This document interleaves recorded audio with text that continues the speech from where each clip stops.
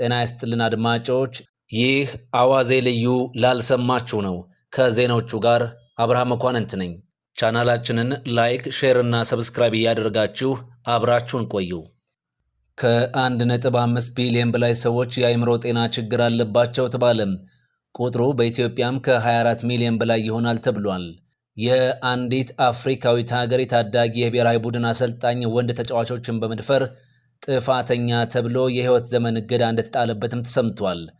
ሀገራት ልጅ ለሚወልዱላቸው ዜጎቻቸው በስጦታ እያንበሸበሹ ለአዲስ ተጋቢዎች ደግሞ ሰርግ እየሰረጉም ነው ተብሏል። አሁን ላልሰማችሁ ብቻ እነዚህንና ሌሎች ትኩስ መረጃዎችን እናደርሳችኋለን። ከ1.5 ቢሊዮን በላይ ሰዎች በዓለም አቀፍ ደረጃ የአእምሮ ጤና ችግር ያለባቸው እንደሆነ ታወቀ። በኢትዮጵያ ደግሞ ከ5 ሰዎች ውስጥ አንዱ ለአእምሮ ጤና ችግር ተጋላጭ እንደሆነም ጥናት አረጋግጧል። ይህ ማለት ከኢትዮጵያ ህዝብ ብዛት አኳያ ወደ 24 ሚሊዮን ህዝብ ገደማ ለተለያየ ደረጃ የአእምሮ ጤና ህመም ተጋላጭ መሆኑን ነው ጥናቶች ያመላክቱት። በአፍሪካ ደግሞ በዚህ ሰዓት 116 ሚሊዮን ያህል ሰዎች ከአእምሮ ጤና ችግር ጋር ይኖራሉም ተብሏል። ይህ ቁጥር ይፋ የሆነው የዓለም የአእምሮ ጤና ቀን ሲከበር ነው። እንደ ዓለም የጤና ድርጅት መረጃ ከሆነም ከዓለም ህዝብ ውስጥ 60 በመቶ የሚሆኑ ሰዎች በስራ ዓለም ላይ ይገኛሉ። በስራ ላይ ካሉት ሰራተኞች ውስጥም ግማሽ የሚሆኑት የአእምሮ ጤና ችግር እንደሚያጋጥማቸው ነው የዓለም ጤና ድርጅት ዳይሬክተር ዶክተር ቴዎድሮስ አድሃኖም የዓለም የአእምሮ ጤና ቀንን አስመልክተው ባስተላለፉት መልእክት የገለጹት። የስራ ችሎታ፣ የስራ አፈጻጸም፣ ከመጠን በላይ የስራ ጫና፣ አድሎ፣ ጥቃትና የደሞዝ ማነስ ለጤና ችግሩ መንስኤ ተብለው የተለዩም ናቸው። ሰራተኞቹ በሚገጥማቸው የአእምሮ ጤና ችግር ምክንያት በየዓመቱ እስከ $1 ትሪሊየን እንደሚጠፋም ዋና ዳይሬክተሩ ገልጸዋል። የተለያዩ ሀገራት ልጅ ለሚወልዱላቸው ዜጎቻቸው አማላይ ስጦታዎችን እያቀረቡ ነው ተብሏል።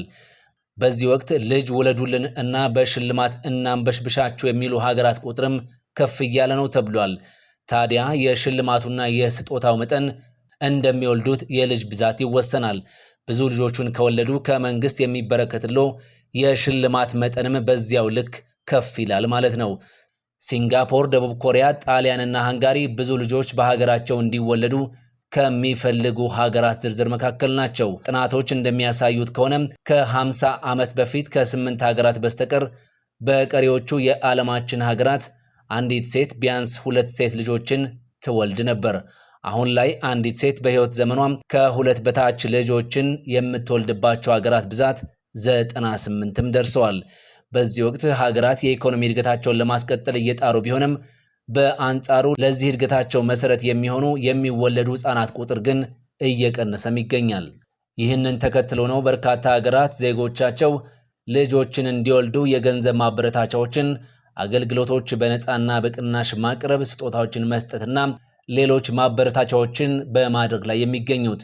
ሃንጋሪ 3 እና ከዚያ በላይ ልጆችን ለሚወልዱ ዜጎቿ ግብር እንዳይከፍሉ ስትፈቅድ፣ ጃፓንና ሲንጋፖር ደግሞ የአዲስ ሙሽራዎችን ወጪዎችን በመሸፈን የገንዘብ ስጦታዎችንና አገልግሎቶችን በነፃ አሊያም በቅናሽ እናቀርባለን ነው የሚሉት። ጣሊያን፣ ካናዳና ጀርመን ደግሞ የመኖሪያ ቤቶች ወጪን መጋራት፣ ግብር መቀነስና ሌሎች ባለትዳሮች ተረጋግተው እንዲኖሩና ልጆችን እንዲወልዱ የሚያደርጉ አሰራሮችንም ዘርግተዋል።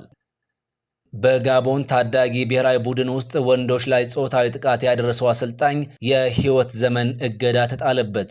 የቀድሞ የጋቦን ታዳጊ ብሔራዊ ቡድን አሰልጣኝ በተጫዋቾች ላይ ወሲባዊ ጥቃት ፈጽሟል በሚል ነው ፊፋ ውሳኔ ያስተላለፈው። ፊፋ በአሰልጣኙ ላይ ቅጣት ቢጥልም አሁንም ብዙ ወንጀለኞች መኖራቸውን የዓለም አቀፉ የተጫዋቾች ማህበር ለቢቢሲ ገልጿል።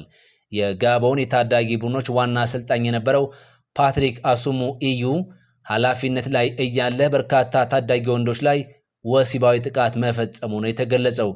ቢቢሲ በሰራው የምርመራ ዘገባ አስተያየቱን ያጋራው የቀድሞ የጋቦን ብሔራዊ ቡድን ተጫዋች አዩ ለጋቦን ብሔራዊ ቡድን ማን እንደሚጫወት የመወሰን ስልጣን ስለነበረው እንደ አምላክ ይታይ እንደነበርም ገልጿል። አዩ ብቸኛው የተቀጣው ሰው ነው።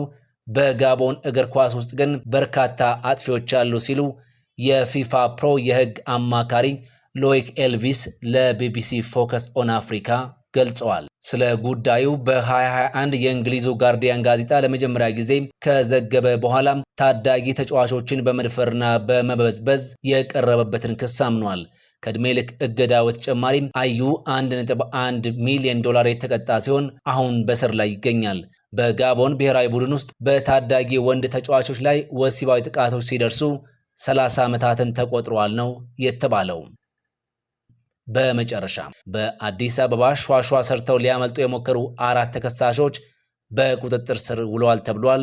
ተጨማሪ አለን። በአዲስ አበባ ተደራጅቶ ሿሿ ሰርቶ ማምለጥ የተለመደ ክስተት ሆኗል። እነዚህ ተከሳሾች ግን አልቀናቸውም ነው የሚለው ፖሊስ። ተጠርጣሪዎቹ ብዛታቸው 4 ነው። የወንጀል ድርጊቱን ፈጽመዋል ተብለው በቁጥጥር ስር የዋሉት በኮልፌ ቀራኒዮ ክፍለ ከተማ ወረዳ 5 አካባቢ ነው። ነገሩ እንዲህ ነው። የግል ተበዳይ በቂርቆስ ክፍለ ከተማ ቄራ እየተባለ በሚጠራው አካባቢ ሄደው የጤና ምርመራ ለማድረግ ዘነበወርቅ አደባባይ ትራንስፖርት እየጠበቁ ነበር። ግለሰቦቹም በሰሌዳ ቁጥር ኮድ 2B13788 አዲስ አበባ በሆነ የቤት መኪና የትራንስፖርት አገልግሎት የሚሰጡ መስለው የጤና ምርመራ ለማድረግ ከቤታቸው የወጡትን ግለሰብ ይቀርባሉ።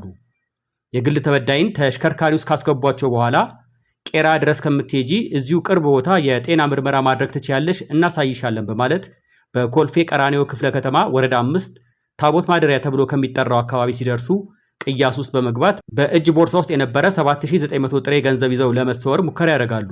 ሆኖም በአየር ጤና አካባቢ ቅኝት ሲያደርጉ በነበሩ የፖሊስ አባላት አይን ውስጥ ይወድቃሉ። እናም ግለሰቦቹን ለመያዝ ፖሊስ ጥረት ሲያደርግ ወንጀሉን በፈጸሙበት ተሽከርካሪ ለማምለጥ በሚሞክሩበት ሰዓት አንድ ግለሰብ ላይ አደጋ በማድረስ በፖሊስ አባላት በቁጥጥር ስር መዋላቸውን ከክፍለ ከተማው ፖሊስ መምሪያ የተገኘው መረጃ ያመለክታል።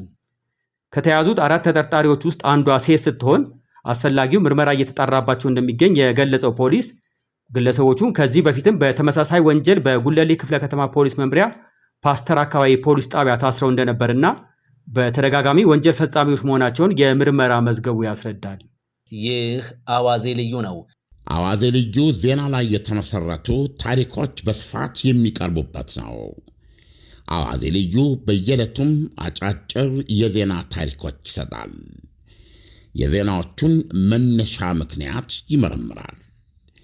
በአዋዜ ልዩ ማስታወቂያ ማቅረብ ከፈለጋችሁ አዋዜ ልዩ ላይ በተገለጸው አድራሻ መሰረት ልታገኙን ትችላላችሁ። የአዋዜ ልዩ ሳብስክራይበርስ ቁጥር ወደ 100,000 እየደረሰ ነው። ስለዚህም አዋዜ ልዩን ላይክ፣ ሼር፣ ሳብስክራይብ አድርጉ። አዋዜ ልዩ ዜና በልዩ ማለት ነው። በዓለም ከተማዋ ዱባይ በጾምና በፍስክ ምግቦቹ የሚታወቀው ኩቺና መሶብ ኢትዮጵያ ሬስቶራንት ጣዕምና ዝናውን ይዞ እነሆ አዲስ አበባ መጣ። ኩቺና መሶብ ሬስቶራንትና ኬተሪንግ ተመረቀ። ኩቺና መሶብ ሬስቶራንትና ኬተሪንግ በቤቱ የሚስተናገዱበትን የጾምና የፍስክ ማለፊያ ምግቦችን ለሰርግ፣ ለእዝን ቤቶች ለመሳሰሉ በርካታ እንግዶች ለሚያስተናግዱ ዝግጅቶች በትዕዛዝ አጣፍጦ ያዘጋጃል ያቀርባልም። እነሆ የአብይ ጾምን ምክንያት በማድረግ ያቀረብነውን ልዩ ጣዕም የጾም ቡፌ በደስታ ይታደሙ። የጣዕሙና የመስተንግዶ እርካታው ቤተኛ ደንበኛችን ያደርገዎታል። ዱባያውያን ያጨበጨቡለትና አገልግሎታችንን አሁን ኢትዮጵያውያን እንዲመሰክሩለት ተጋብዘዋል። አድራሻችን በቦሌ ትምህርት ቤትና አደይ አበባ ስታዲየም መካከል ከሚገኘው የመጀመሪያው ትራፊክ መብራት ወደ ግራ በሚወስደው አዲስ መንገድ ገባ ብሎ ከኦሮሚያ ባንክ ቀጥሎ ይገኛል። ኩቺና መሶብ ሬስቶራንትና ኬተሪንግ ይምጡ።